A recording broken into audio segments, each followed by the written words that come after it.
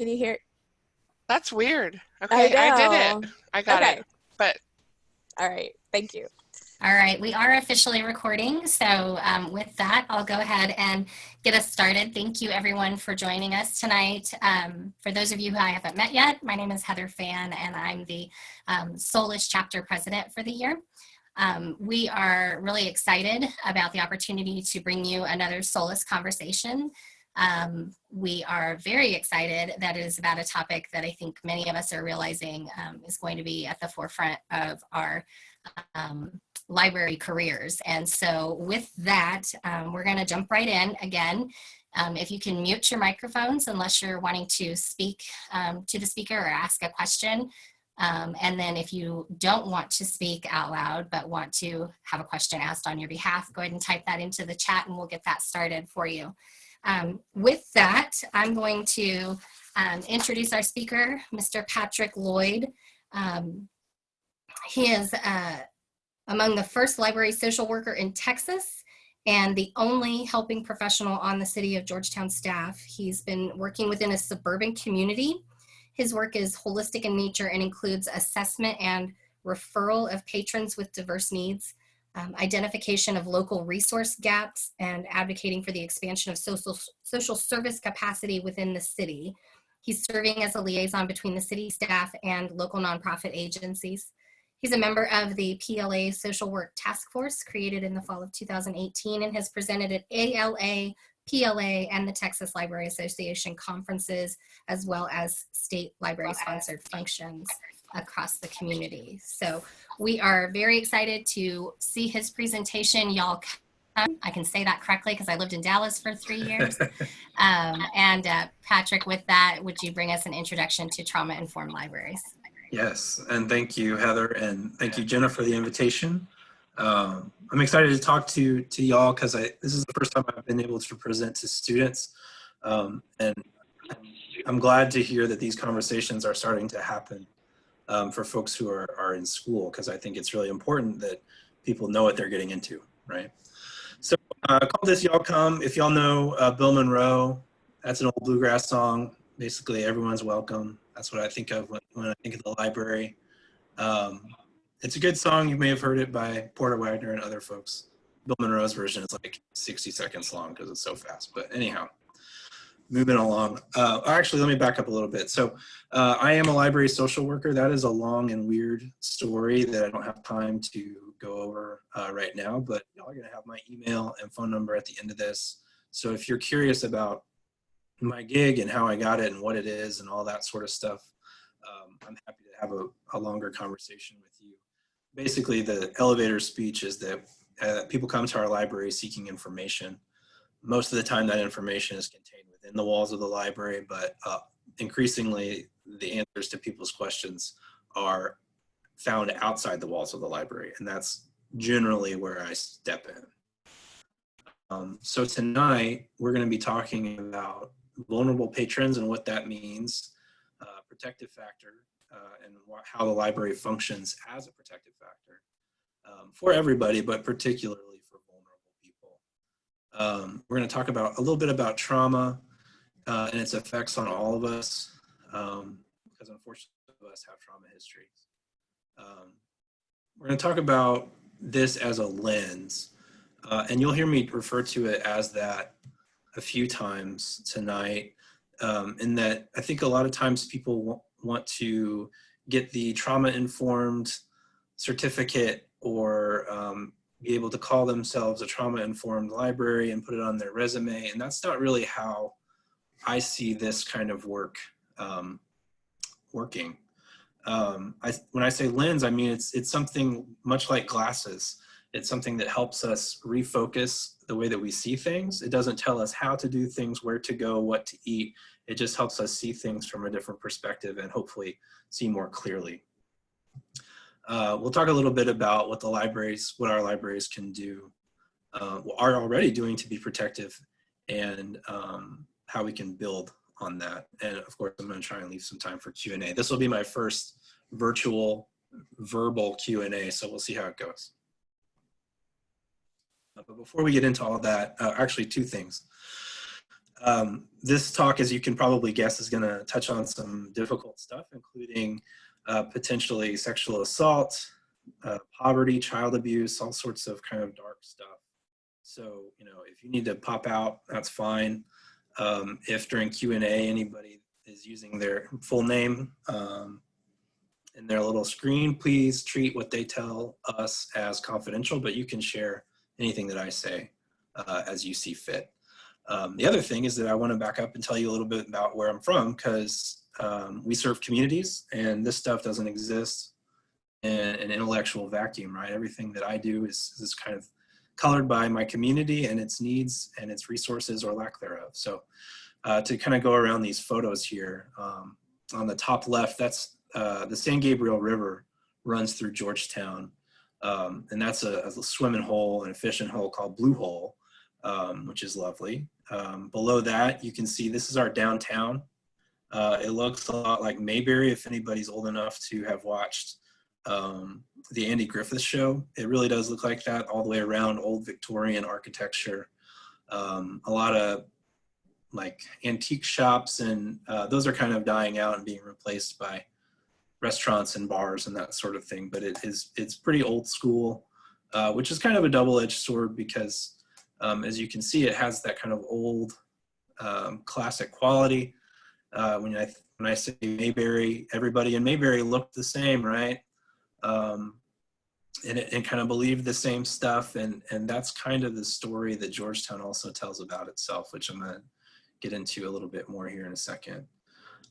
If the person who took that photo on the lower left were to look over his or her left shoulder, they would be looking at the Confederate monument at the top right of your screen. That is not going anywhere anytime soon. Below that, Sun City is a very large retirement community. It's a 55 and up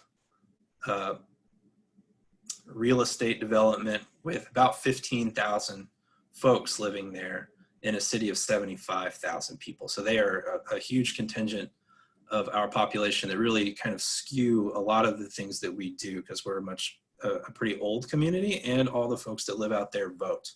So they're a super important political block, which in my line of work matters. And then in the top right, we did win the IMLS National Medal in 2018. I'd throw that in because my boss would be mad at me if I didn't say that. So, Georgetown is located at the very northern tip of the Austin metro area. We're about 30-ish miles north of downtown Austin. We're about 75,000 folks that we've grown. Central Texas in general has grown really, really fast over the last 15 years or so. When I went to undergraduate school in Georgetown in the early 2000s, it was a small town. It was dry. It didn't have a movie theater, and that has all changed since then. Historically, Georgetown and the county in general have been rural, majority white, and conservative. With that population boom that I was just talking about, we're now considered suburban since the 2010 census, and we are diversifying both as far as race, ethnicity, religion, income, age, you name it. We have no emergency. Actually, let me back up. Our median age in Georgetown is 47. So in Texas, the median age is about 34. And I'm getting an internet unstable message, so hopefully y'all don't lose me. I'll be back if I go away. So we are, like I said, an older community, and that does impact my work in the city in general. We have no emergency shelter in town. The only one in our county is about 10 miles down I-35 in another town called Round Rock, and it only serves folks who have been victims of domestic violence and sexual assault. And they have a very limited capacity. Being located so close to Austin, historically, folks, some out of the goodness of their hearts and some maybe not so much, have largely told vulnerable people, why don't you go down to Austin? That's where all the resources are, and you think about marginalized, stigmatized populations. yeah, maybe there are more resources down in Austin. However, there's a flip side to that coin, right? And remember that Mayberry story I was telling you earlier. And that the flip side is, why don't you go down to Austin and get out of my community? We have pretty limited financial assistance in town. Our public housing wait list it's not even taking anybody at this point. It's so long. And the bolded statement there at the bottom, unfortunately, came from a very powerful person in our city leadership, and was provided without data, without evidence. That's a values statement. That's not an evidence-based statement. Like I said, there's a 2-year wait list for public housing, and 44% of our public school children qualify for free and reduced price lunch. And I don't, like is not quite the right word, but I use this quote to illustrate what I see as the biggest challenge in my work in trying to push my community to drains of vulnerable people more completely. So thank you for listening to that.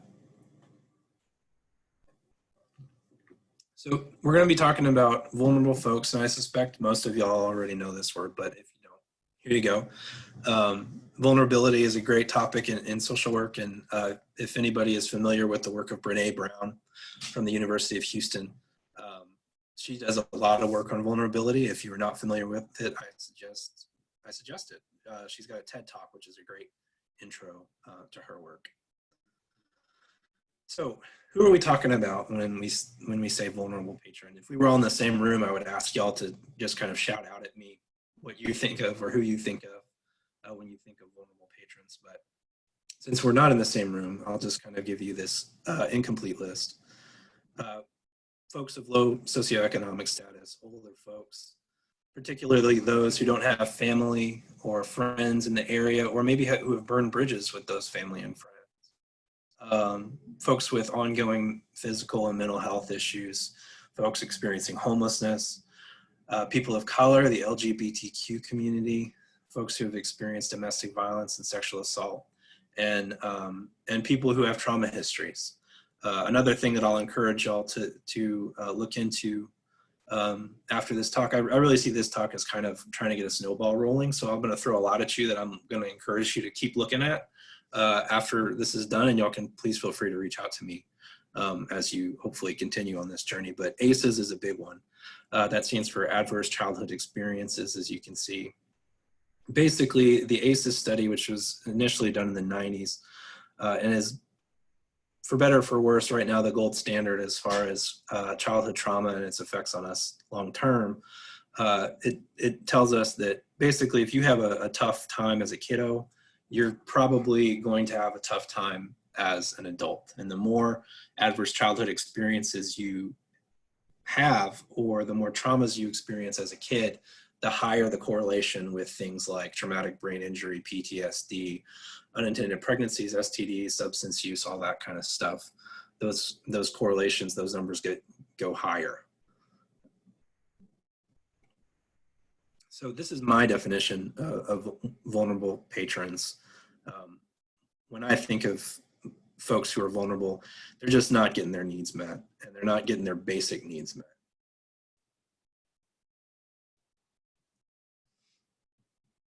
As I said earlier, unfortunately, most of us have trauma histories.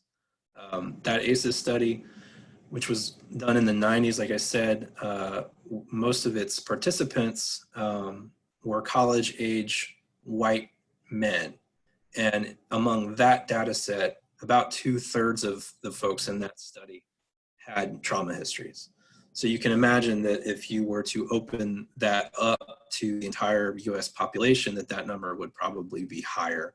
And if y'all are looking to go serve at downtown library branches, or even extremely rural library branches, I'm gonna guess that the folks that you're gonna have a much higher ratio of patrons with trauma histories as well. I've done the ACEs questionnaire in trainings with groups of folks. I encourage y'all to take it yourselves. I think I've probably had about 60 or 70 folks fill out the questionnaire, and I think I've had 2 who had 0 traumatic experiences. So when we're talking about trauma, and let's define it. This is the kind of official definition here. I'll let y'all read that for a second.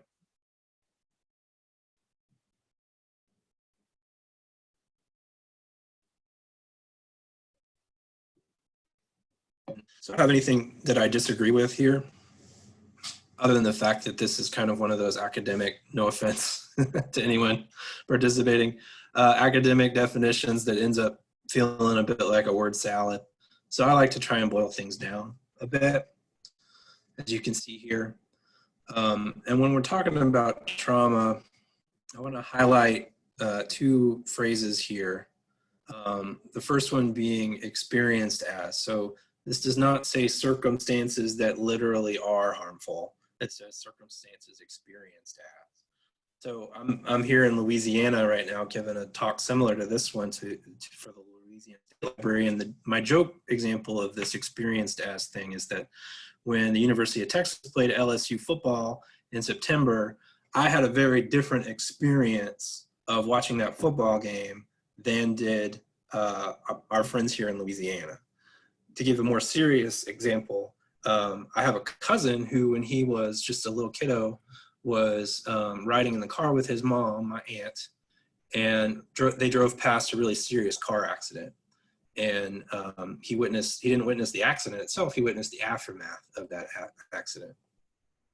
And in the subsequent weeks and months, he began demonstrating anxiety and some symptoms, which now looking back, I understand were PTSD-ish, if not PTSD. And he's doing fine now and all that good stuff. But that illustrates the point that trauma doesn't need to be literally life-threatening or literally harmful. It can be experienced in that kind of way.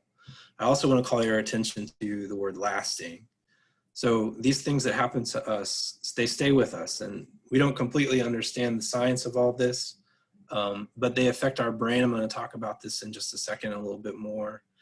They affect our brain and the way they function, and they stay with us. I went to a training at a conference in October.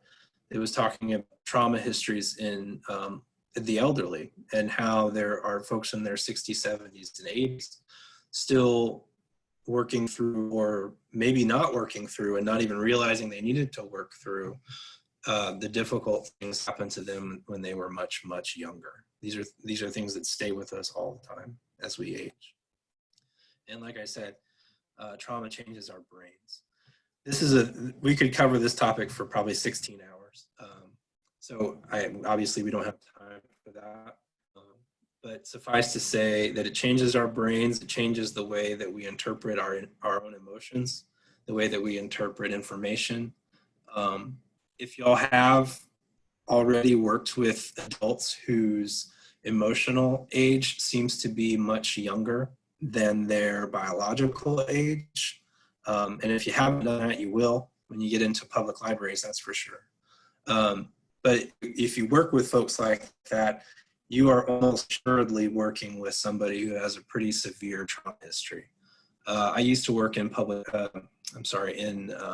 child welfare, and a lot of the parents that we worked with had were emotionally kind of more equivalent to their kids than to other adults. And that was really common for us to see, because those traumas just kind of happened to every generation, that they kind of went down the line. So I have some stark statistics here. This is like the darkest point of this little presentation, and we're gonna get to kind of the more hopeful part here in just a second. Just like I said, most people have trauma histories, and these are some of the statistics demonstrating that.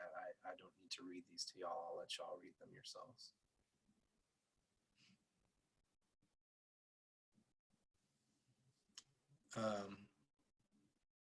And as you can see here, mental illness is pretty common. just for the sake of math, let's say that you graduate and you're working in a library, and at any given time you have 100 people in your branch. 20 of those people are probably experiencing mental illness, and about 4 of those people are experiencing what we call serious mental illness. And as you can see, serious mental illness basically means they're not functioning as most people would like to function in daily life.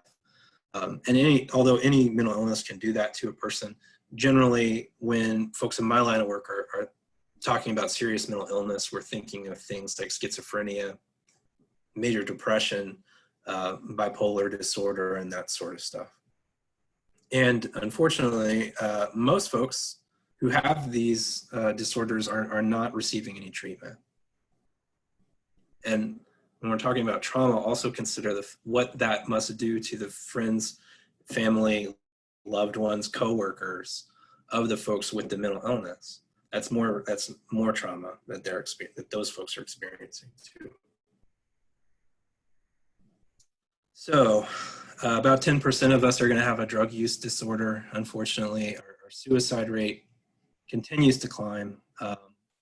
They just put out the 2018 numbers, and it again rose. If y'all have read anything about what's being called deaths of despair, that's what this third bullet is kind of speaking to. We've experienced large increases in deaths due to drug use, alcohol use. That one got my dad when he was 54. Obesity, overeating, that sort of stuff. You may already be aware that from 2014 to 2017, the life expectancy in the U.S. was dropping every year. In 2018, it actually went up a little bit for the first time in those 4 years, which is, of course, great news. But overall, our trend line lately is not great. The one that I find most alarming is this last bullet point regarding complications from pregnancy. To have risen that high is just kind of mind-blowing. And unfortunately, in Missouri, you're also experiencing, as you can see here on the right, some significant deaths due to opioid use. And all of this is to kind of illustrate the point that social isolation is increasing. I asked the crowd of folks that I was speaking today, folks like I'm on a street corner, the audience, yesterday, how they were feeling about the connectedness of our society right now, and folks just kind of shook their heads. They didn't really have anything to say. It was kind of a grim into that question. Folks are feeling more alone. I think that you can see evidence of that in these mass shootings, our political divisions, road rage. I just saw the other day that somebody drove a car through a building full of folks who they considered political opponents. And this is obviously not good in general, but it's also really bad for our health. So that's the we're kind of in the depths of this talk right now. So I don't know if y'all need a little bit of a palate cleanser. If y'all are dog people, these are my dogs. My wife was cutting up watermelon. We discovered last summer that they really like melon a lot.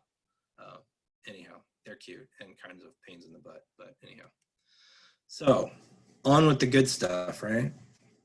There's also significant evidence that being connected reduces our risk of premature death. And our libraries are one of the only places where folks can come together, where the entire community comes together. I was trying to think of another example of a place like the library that's free, where everyone's welcome, and I thought of parks. But that's really all I could come up with, at least that is fun. The other places are places that either people don't choose exactly, or places that people don't want to be. So, schools where your kids are zoned, jail, the ER, the mental health system. I mean, it's us and parks, and that's as much as I can think of. If anybody else can think of any others, please let me know. But we're kind of it. I really do feel like we are one of the institutions, one of very few institutions, kind of trying to hold the social fabric together. Important to that is that people trust us. And when we're talking about working with vulnerable folks, with folks who have trauma histories, I think trust is really important. It's super difficult to gain the trust, in my experience, of vulnerable folks, because so many of them have interacted with institutions in the past and have felt wronged by those institutions. So you think of somebody who's had ongoing mental health concerns has probably worked with countless psychiatrists, hospitals, nonprofits, caseworkers, churches, you name it, and they're still in this situation. And a lot of those folks have probably not called them back or gotten frustrated with, they feel wronged by that. So it's really difficult to gain the trust of vulnerable folks, in my experience. It's also really easy to lose their trust, which is, it makes this kind of a real balancing act. I'll tell you a story about that. At my library, we have a patron who's an older man. He's pretty ornery. That's the diplomatic way to describe him. And I met him when I first began my job about 3 years ago, and we talked. We had what I call an interview, where I sit down and really get into folks' challenges with them, and then we didn't really talk like that again for several years. And then about a year ago, he came up to me and asked to talk, and I said, okay. And long story short, I don't have an office, which is a real challenge. But I took him up to our classroom on the second floor of our library, and he began to disclose what seemed to be like it was headed in the direction of him telling me about a trauma in his past. And unfortunately, one of our staff members kind of rapped on the door and came in to grab a cord or something at that moment. And this patron stood up and walked out. And like I said, he's older, so he was taking the elevator, and I took the stairs to try and catch him in our lobby, and I did. And before I could say anything, he stuck his finger in my face and he said, "That was a shitty thing to do to a person." And I said, "I agree." And then he walked out, and we haven't spoken since. So his trust with me is obviously damaged, if not broken. But and I'm going to speak to this a bit more here in a few minutes, but the resource that the library provides him in my community, keep in mind of the lack of resources that I talked about earlier, right? And lack of places for folks to go. He keeps coming to the library. And so I don't ask him about him waving his finger in my face or trying to apologize or say, "Hey, can we talk about that?" Because what he has shown me of himself tells me that he's not in a place to have that conversation, and that if I try and have that conversation with him, I'm further going to damage his trust, not only with me, but potentially with the library. And if I damage his trust with the library, he might not come back tomorrow, which is a big problem for him and his life. So people in general visit our libraries for, of course, books, research, browse the internet, to meet with their Bible study group, to have coffee, sorts of different sort of things. These are a few of the things, the outside the box things that we do at our library. We have live music once a month.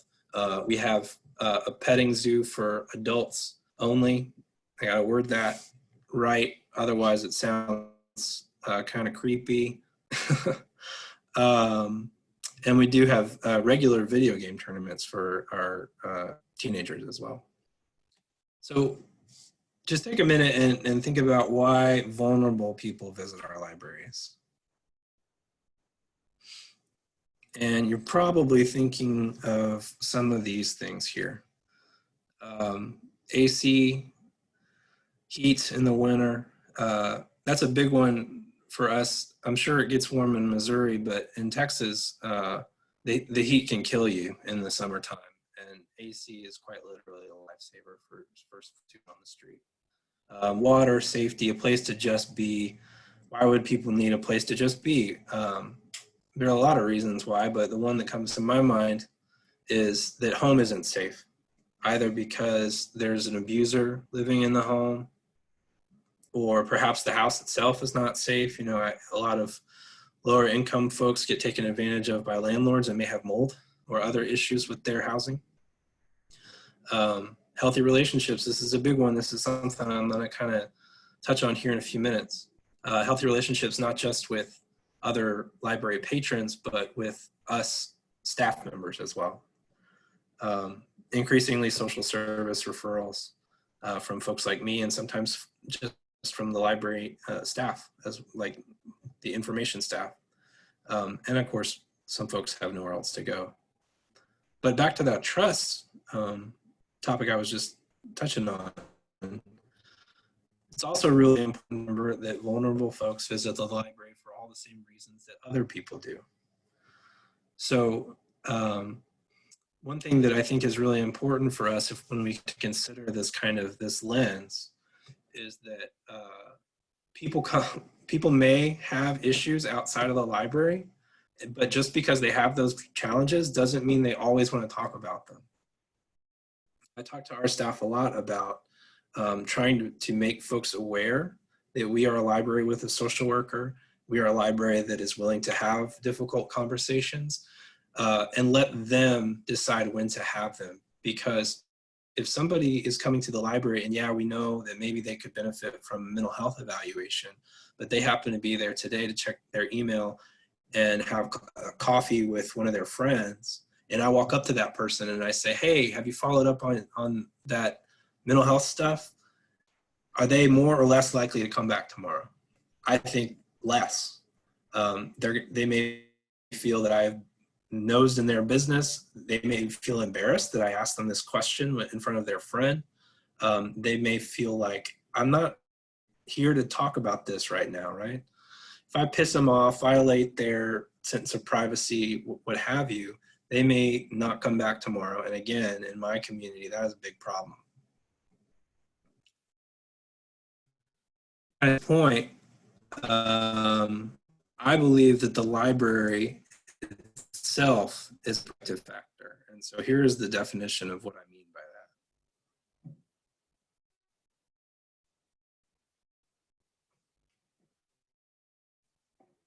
So again, a little bit word salady.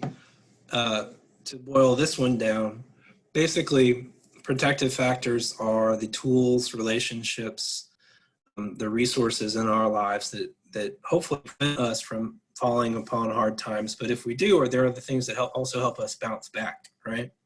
So when you were a kid, that may have hoped like growing up in a two-parent household, having healthy food on the table, being able to do band or soccer or whatever things that you like to do, going to school regularly. Later on in your life, that may have looked like educational and professional opportunities, having consistent access to transportation, having a supportive friend group or spouse or significant other.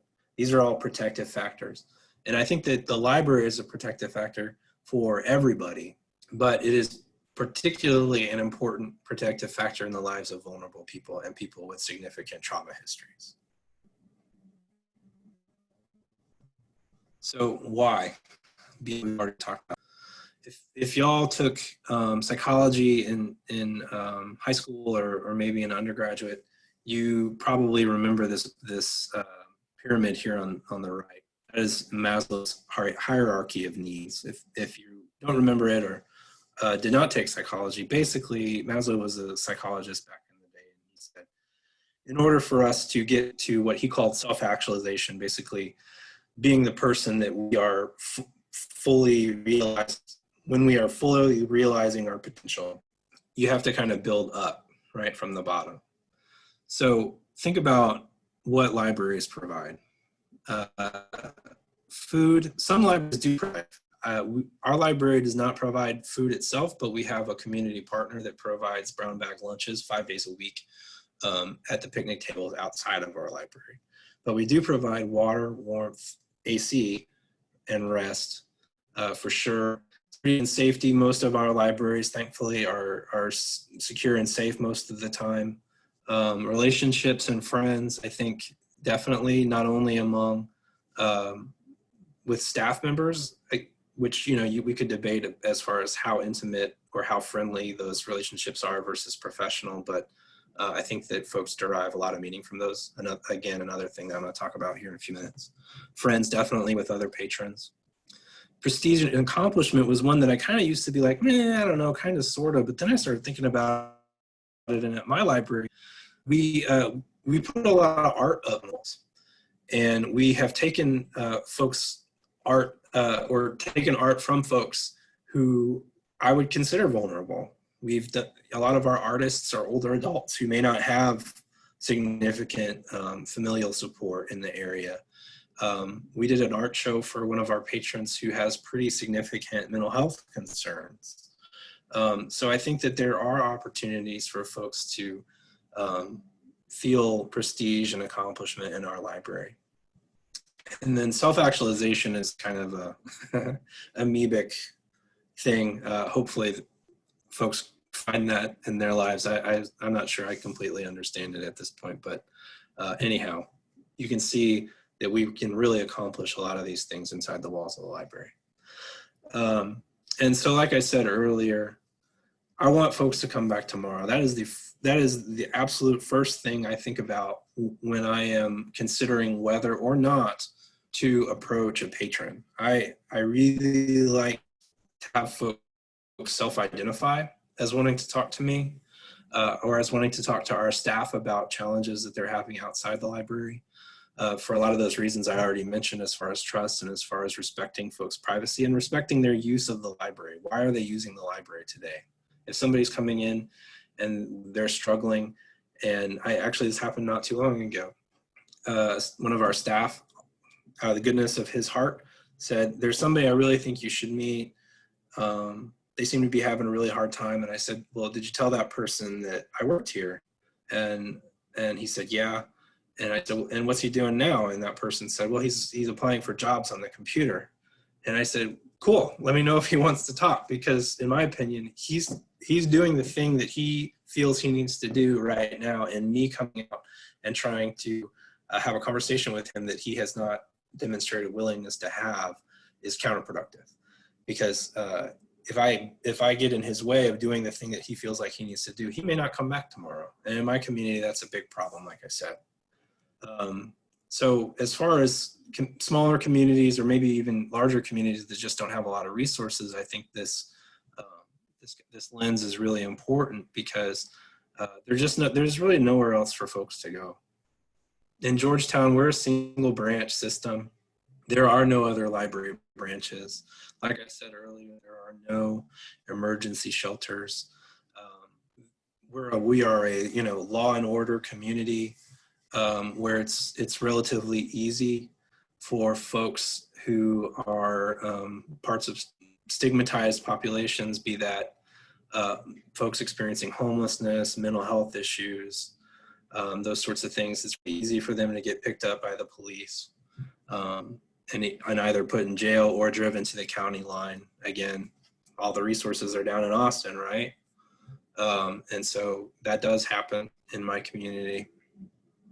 I just think that seeing our buildings and ourselves as staff people in this way is really important across the board, but particularly for those of us in smaller communities.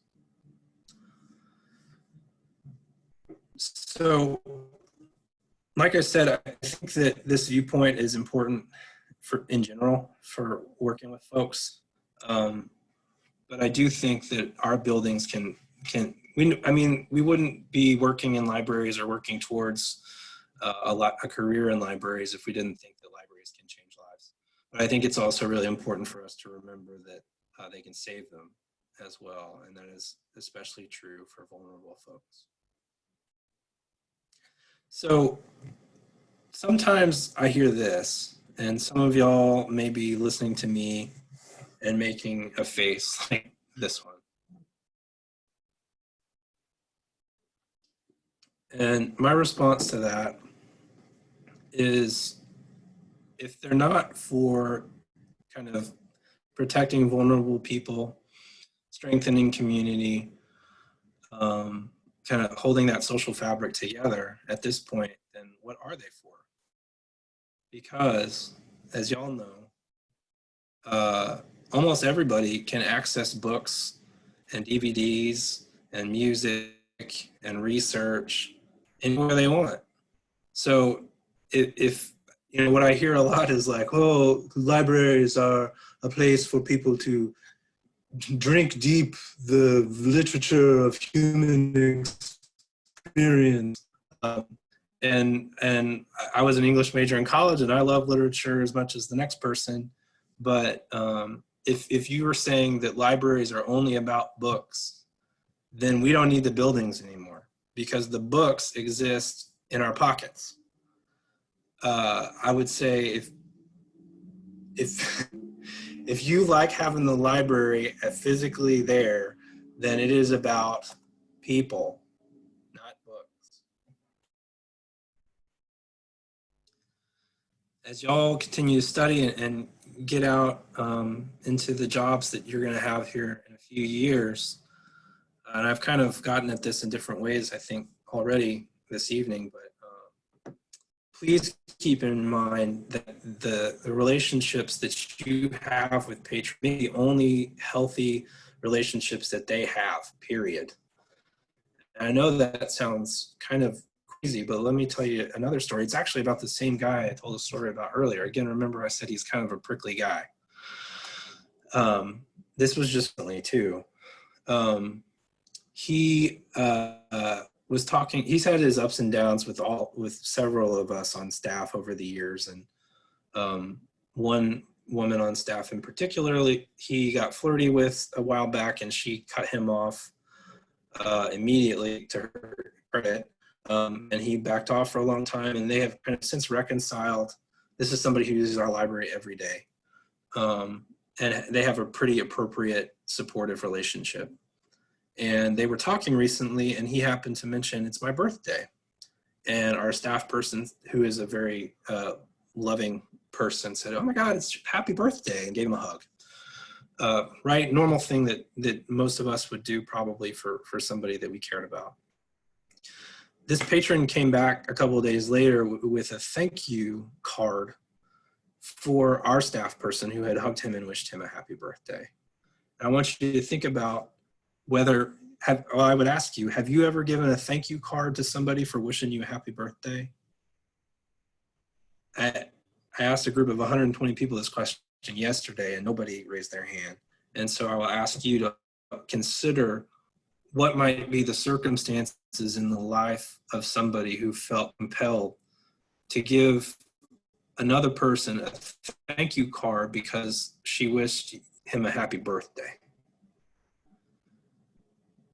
No, we're not therapists, and we're not case managers, and we're not mentors, and we're not even really friends.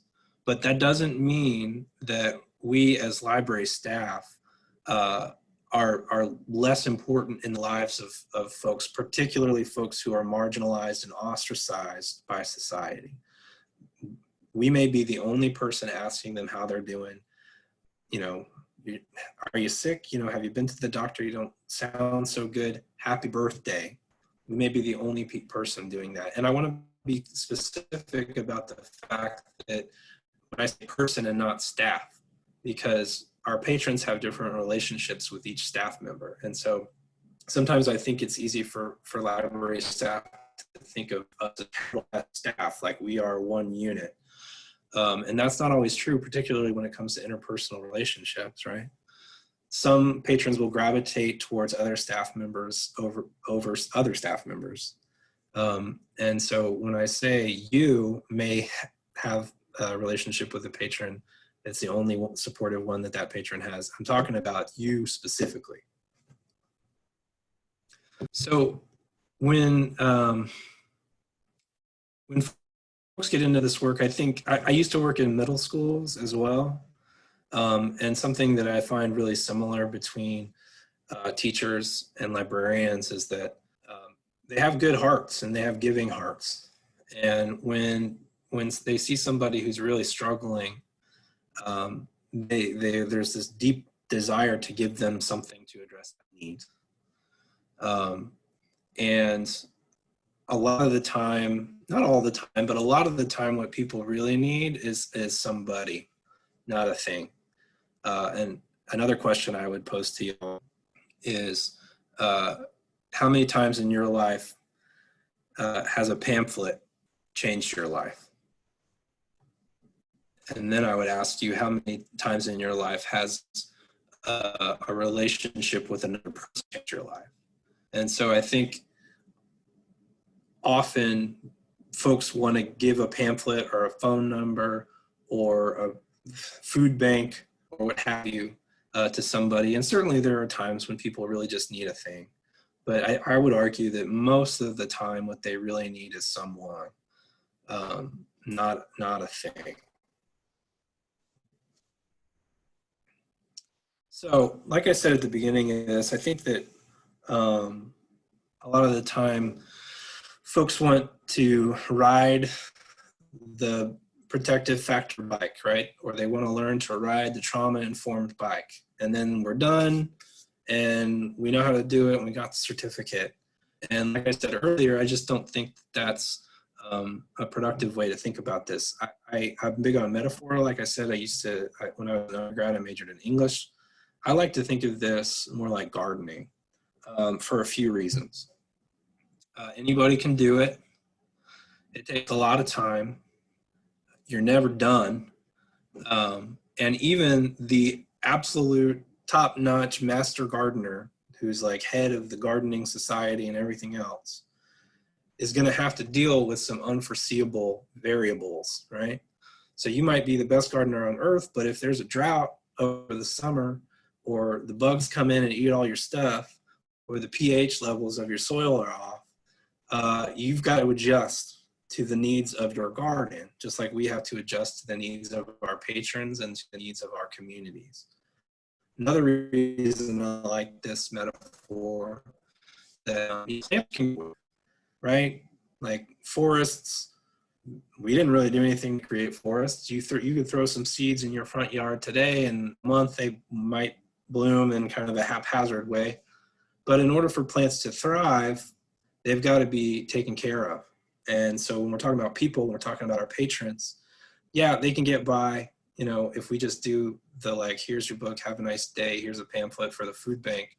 But if we really work on addressing the kind of their soil, if you will, they can thrive as well.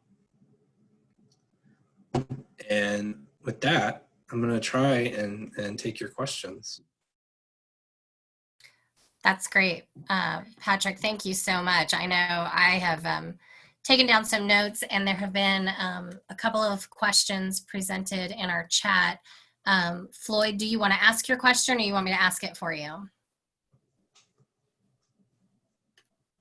You can go ahead.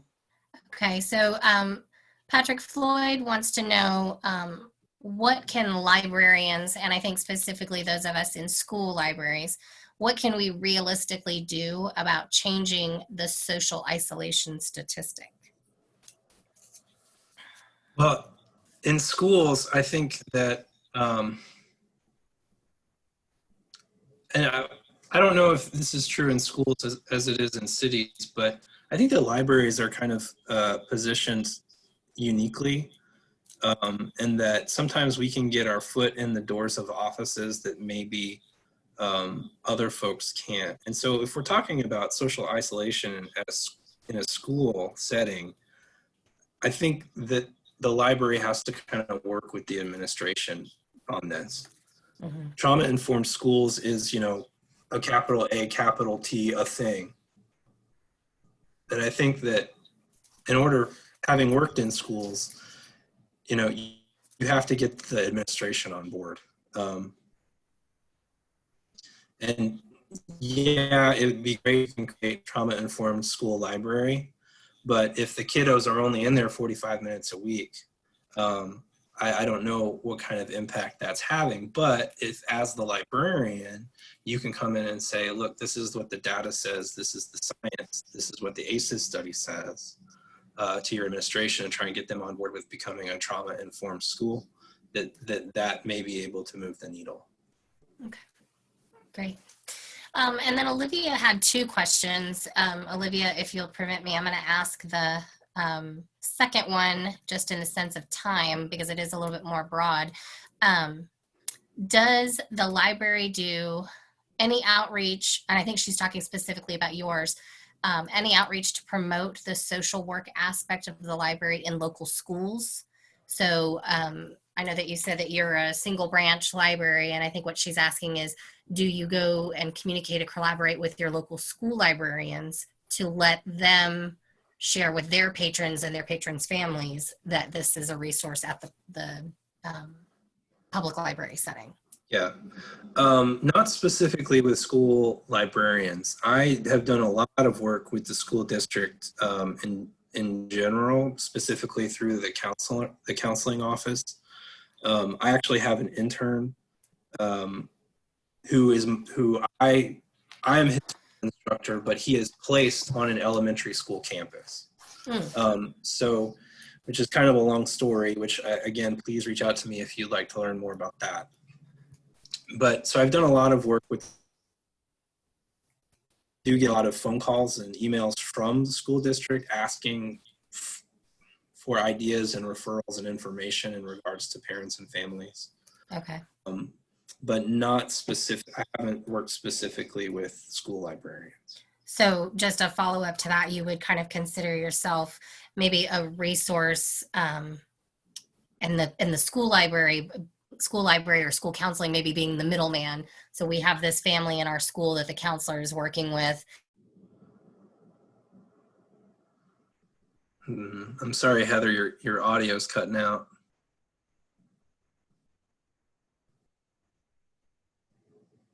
I can't hear you. There you are. Okay, I missed the second half of that one. Sorry, I think the question was that the school counselor would be kind of a middle person between the family and trauma in the school building, contacting you to find the resources that you've curated. Right. And okay. Well, you know, to think about this from a school perspective, you know, I think that I've spoken to lots of public librarians, it may be true in schools too. And what I found is that there's often a desire for folks to kind of look inward. I think that there's like, what can we do to do this? What kind of programming can we create? And at some point, I think that libraries have to kind of realize, like, we're a library, right? And so if we're thinking about this from a school perspective, I think that it's really important for a school librarian to have training in trauma and trauma awareness, and then figure out, again, from a campus-wide perspective, what does the librarian do with that information afterwards? Like the school librarian can't take that on, right? Right. So who does that person take the information to? I would generally say, I would think the school counselor, but then also, what does the school counselor do with that information? And I think that schools, like libraries, need to start looking outward towards community partnerships with either nonprofits and therapeutic providers. Here in Texas, we have what are called, we call them here local mental health authorities.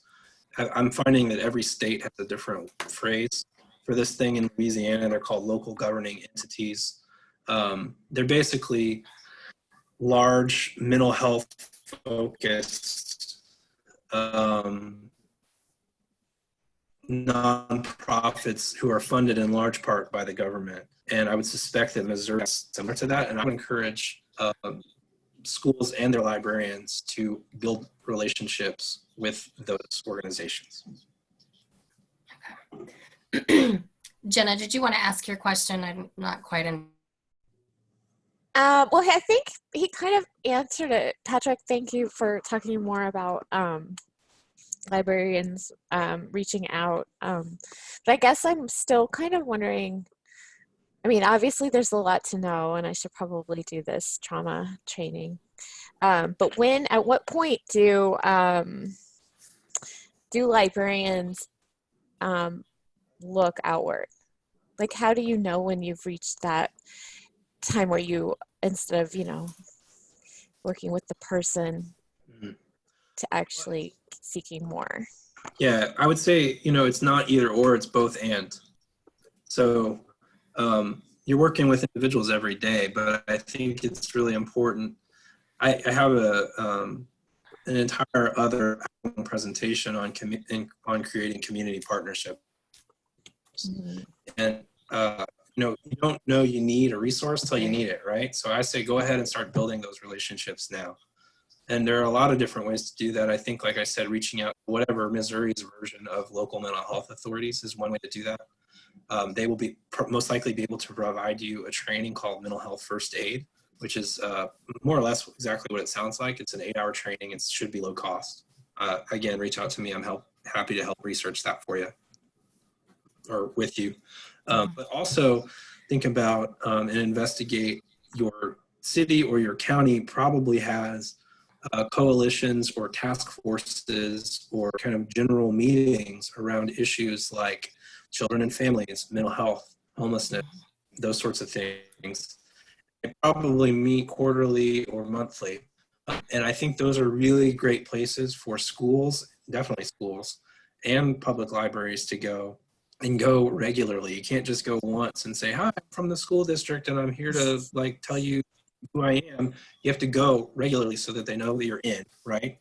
And then also so that you are aware of what is and what is not happening in the community. I think that for places like libraries who aren't necessarily offering mental health services or case management in the traditional sense, I think one of the things, we kind of go to those meetings and look for opportunities. That's what I do, at least. What's going on, what's working, how can I help, how can my facility help also? In public libraries we have space, we have a lot of meeting space, so looking for opportunities to use that space to help benefit the community and individuals, because a lot of the individuals being served by those mental health or homelessness or nonprofit agencies are our patrons, Right, or parents of our students. So there's a lot of overlap, which is yet another reason why I think it's really important to go out and to have an ongoing conversation outside of the school, outside of the library. great. Well, Patrick, I regret to say that we are running out of time because I know that there's a lot more we could still talk about with this. For those of you that are participating, make sure you write down his email and phone number. We are recording this presentation, so we'll try and post it on the SOLIS website as well so that you can go back and revisit any of it. Patrick, thank you so much for joining us tonight. We look forward to probably visiting with you in the future about some of these other opportunities. And with that, Jenna or Renee, unless there's anything else you want to add, I think we're good to conclude this part of our meetings for the evening and then move into our chapter meeting. Thank I don't have anything. Yeah, thank you. That was very informative. It was Yeah, amazing. You're very great. welcome. And Patrick, I think I posted your article citation in the group chat. Can you see that? The public library as protective factor. Is that the one? Is that the public library's online one or the public library quarterly one? It looks like it's in public libraries. I think just public libraries. So there's another one, public library quarterly. Yeah, you know what? I'll email it. Okay. Like I said, if you don't, I'll see if I have it in my email. If not, I'll have to send it to you when I get back to my computer. Okay. I will. If you don't have it from me by, like I said, Tuesday, bug me about it. Okay. Okay. I will. All right. Thank you so Thank much. you again. It's been Thank great. y'all. It was so Have a great night. informative. Thank Thanks. you. Renee, can you go ahead and stop Safe this travels, recording? Patrick.